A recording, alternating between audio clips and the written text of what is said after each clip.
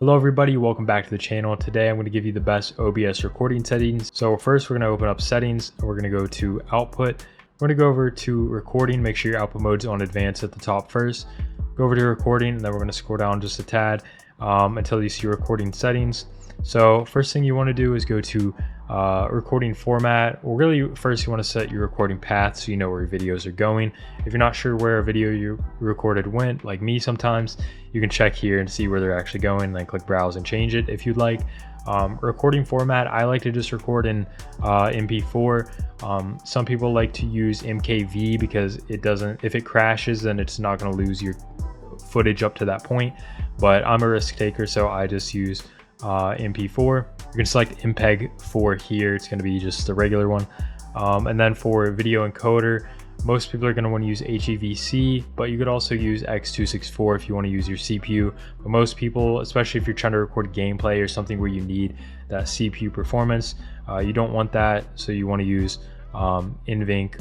HEVC or H265 is going to be a little better quality, but H264 is going to be more common and just fine as well.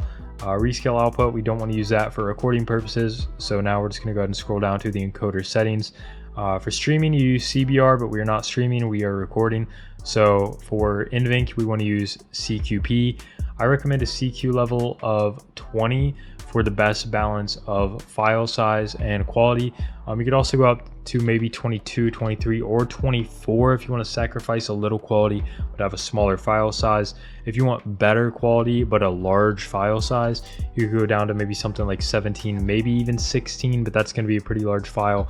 18 is also, pretty healthy medium where it's going to be near lossless quality, but the file size should be manageable. But for most cases I like 20 to 23. I'm going to recommend here. We're just going to set ours at 20. You can record and see what your file sizes are at and adjust it from there.